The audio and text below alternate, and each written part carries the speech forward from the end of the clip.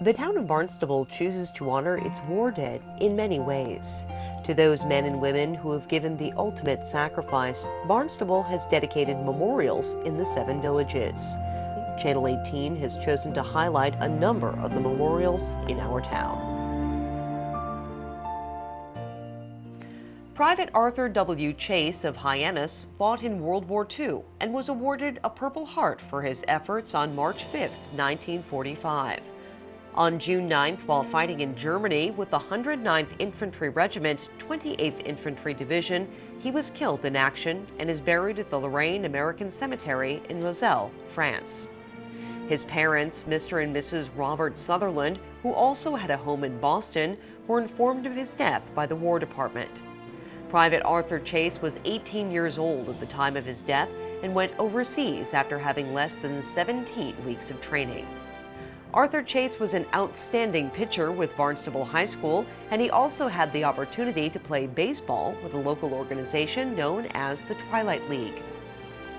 Unfortunately, Arthur Chase never graduated from Barnstable High School as the war interrupted his education. His mother was the former Mary Chase of Hyannis. As a result of the 1947 Barnstable Town Meeting, voters authorized placing a stone marker in our community. The memorial stone marker for Private Arthur Chase is located on Finney's Lane at the entrance to Hathaway's Pond. James Stuart Mahoney was born in Taunton, Massachusetts, and moved to Hyannis. His 1943 Barnstable High School yearbook quote is, "Men of few words are best men."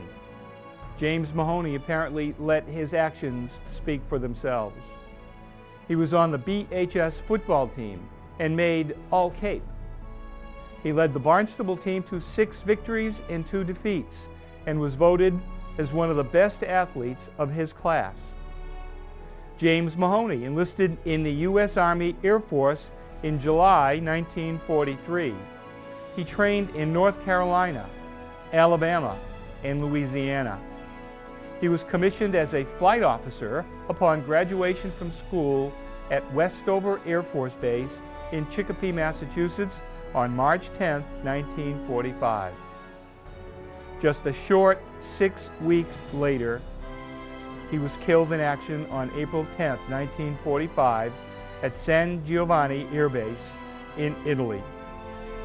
His decorations include the Purple Heart, American Theater Campaign Ribbon with a Bronze Service Star, a World War II Victory Medal, a Presidential Citation Honor, and an Honorable Service lapel button. James Stuart Mahoney was returned to Taunton, Massachusetts, where he was buried at St. Francis Cemetery on November 20th, 1948. His memorial stone is located across the street from the Hyannis Fire Station on High School Road.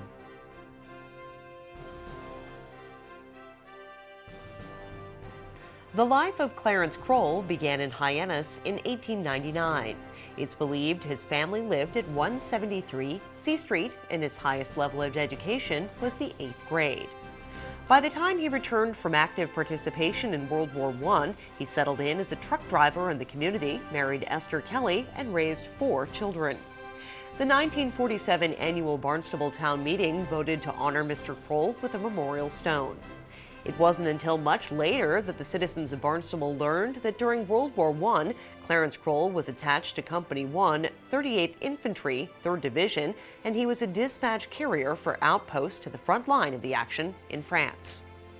Of 33 men in his division, he was one of 2 who survived. He was gassed and wounded, but managed to return to action at the St. Mihiel offensive after he had spent many months of recuperation in French hospitals. Clarence Kroll was a member of the Legion of Valor. He was also a member of the Barnstable Post 206 American Legion. He was a member of the Saturday Night Club, the Independent Order of Redmen, and an honorary member of the Hyannis Fire Department. Clarence Kroll is buried at Oak Grove Cemetery on C Street in Hyannis, and his memorial stone is located at the intersection of Winter Street and Barnstable Road.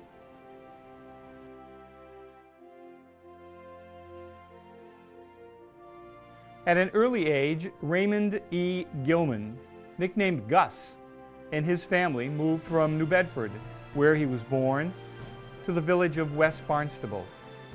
In time, he grew and eventually married his sweetheart, and they had a daughter named Ruth. At the age of 28 in 1944, Raymond decided to join the Army and eventually was shipped to the European Theater and became part of the 90th Infantry Division commanded by General George Patton. Patton's army was the first to cross the Rhine River, considered to be one of the greatest crossings of modern times. In May 1945, the war was about over, and on May 4th, the German 11th Panzer Division surrendered to Patton's army.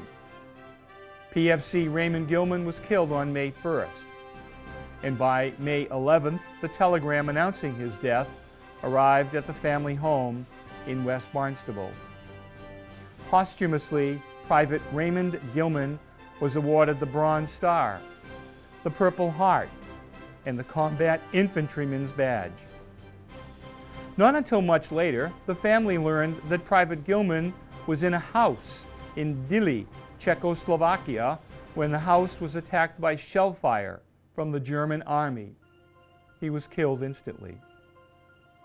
A few months later, Mrs. Gilman received a letter from a resident of Stary Postrakov, Czechoslovakia, from a man named Jiří Lang. In his correspondence, Mr. Lang forwarded letters that Private Gilman had written home, but did not have the opportunity to mail. Mr. Lang commented that Private Gilman sacrificed his young life to the defeat of the Germans and the liberation of our homeland. And across the seas, we will be forever your faithful and sincere friends. In 1948, the remains of Raymond Gilman were returned to Crocker Park Cemetery in West Barnstable for burial, and that is where his memorial is located.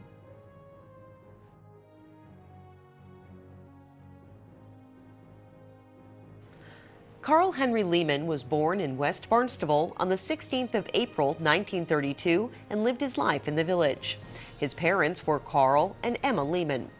His nephew, Robert Lehmann, also of West Barnstable, tells the story of how Carl, like the others in the family, was very interested in agriculture in and around the homestead.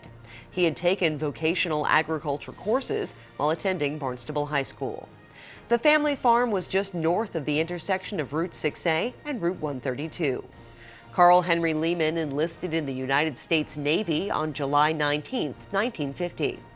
Following his basic training, he became a member of a crash crew, and his duties were to help rescue airplane crews from wrecked or burning aircraft. He was stationed at the Norfolk Naval Air Station, and on the 15th of August 1952, at the age of 20, he was killed in an accident on the base and brought home for burial in the family plot at Beechwood Cemetery. A service was held at the Congregational Church in West Barnstable. The memorial stone for Carl Henry Lehmann is located at the intersection of Route 6A and Route 132, just across the street from his former family homestead.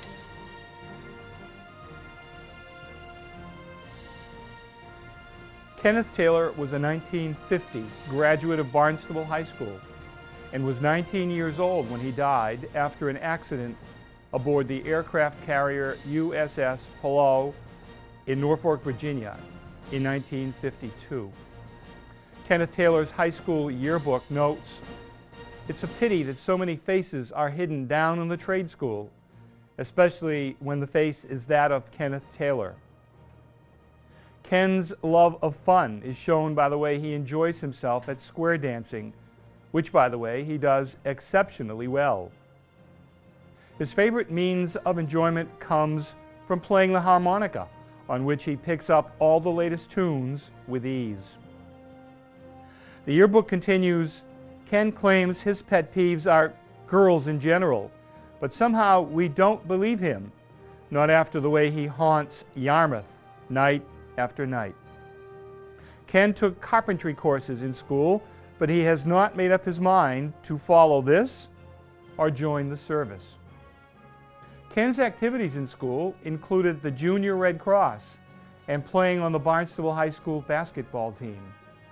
Following his graduation, he played basketball on the Barnstable town team. Ironically, his parents, Mr. and Mrs. Benjamin Taylor, had just visited their son in Virginia before he died. Kenneth E. Taylor was returned home for burial in Oak Grove Cemetery in Hyannis, following a service at the Hyannis Baptist Church. His memorial stone is located at the intersection of Center and Main Streets in Hyannis.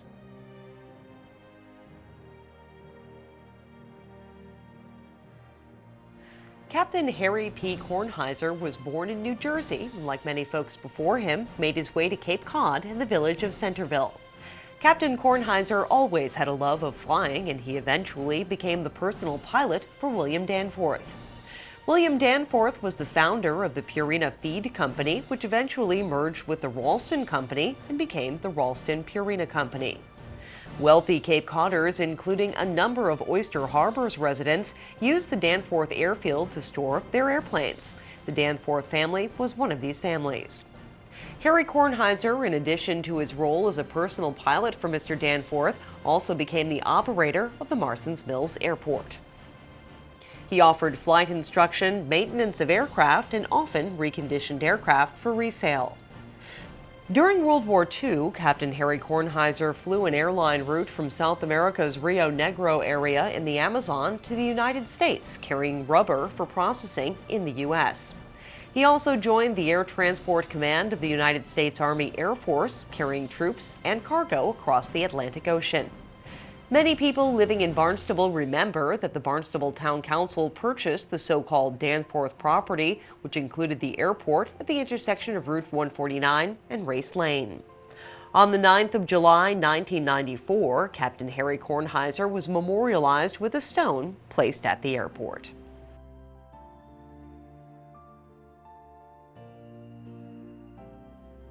In the 1940 Barnstable High School yearbook, the write-up for Richard B. Bhinckley notes that Dick, as he was always known, is one of those people who cheers everyone else by their own cheerfulness. He was undecided as to his future plans, but was not losing sleep over this fact, and he is maintaining his usual good humor. Dick thought perhaps that he might join the National Guard. In high school, he was on the football team for 2 years, played interclass basketball for 4 years, was on the Barnacle advertising staff.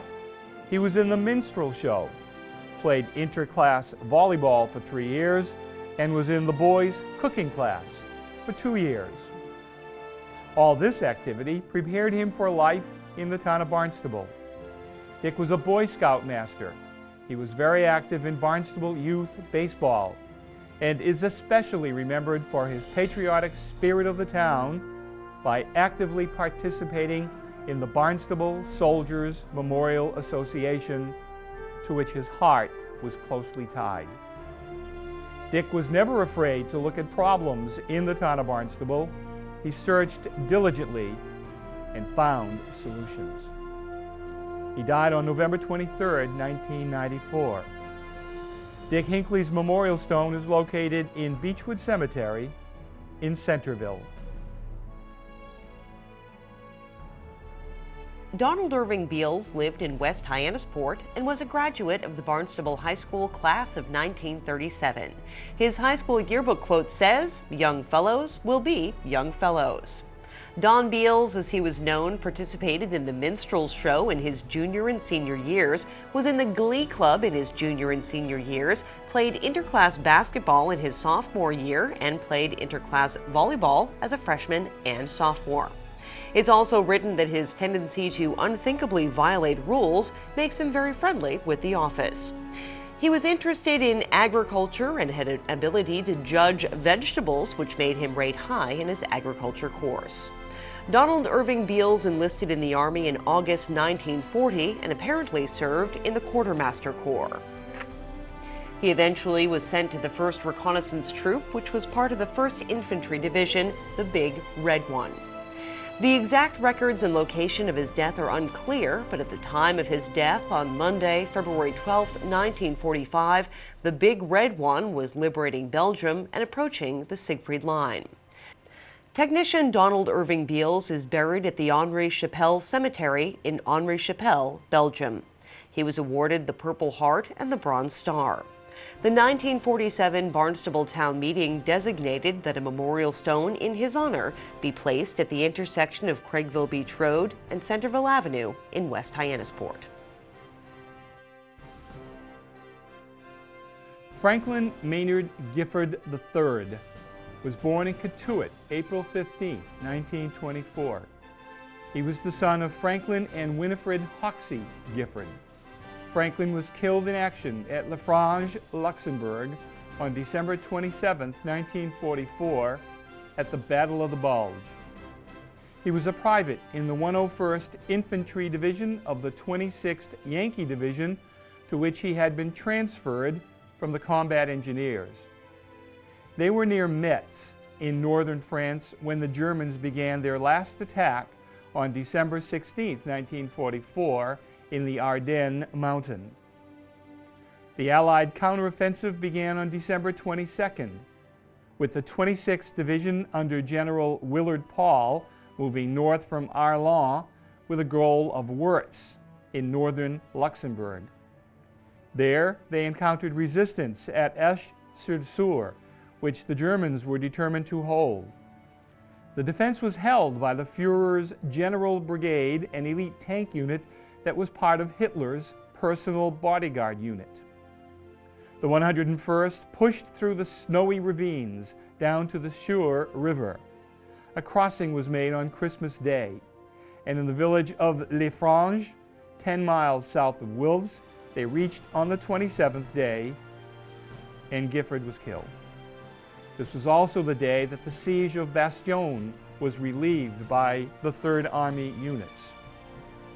Franklin's body was brought home on the transport Lawrence Victory, and he was returned to Cotuit, where he was buried on July 22, 1948, in the Gifford plot at Mosswood Cemetery. His memorial boulder is located at the junction of Coolidge and High Streets, near his home.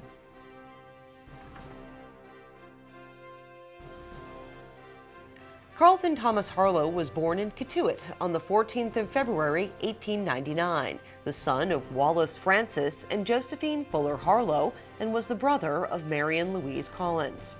He entered the service on February 25, 1918, and was assigned to the 151st Division in France. He was killed as his unit was crossing the Vesle River just west of Fiume.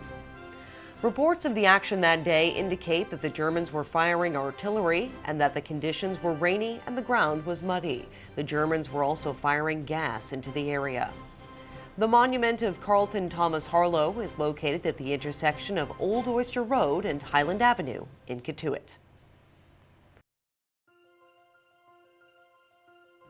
Carlton Isham Ryder was born in Barnstable Village on December 10, 1915. He graduated from Barnstable High School with the class of 1934.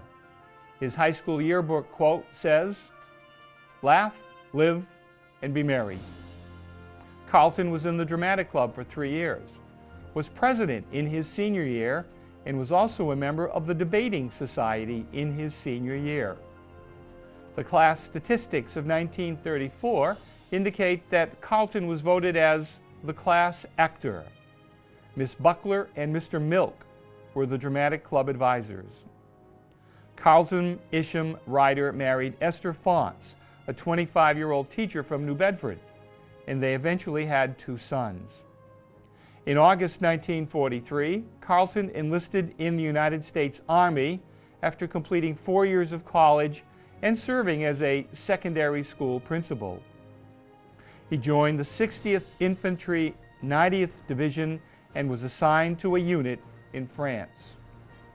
War records indicate that Private Carlton R. Ryder was killed in action outside of St. Lo, France on July 25, 1944. His body was eventually returned to New Bedford, and he was buried on July 7, 1948, in what is called Rural Cemetery. In 2010, his wife, now 95 years old, passed away, and she was buried alongside him. The memorial stone for Carlton Isham Ryder is located at the intersection of Route 6A and Millway in Barnstable Village.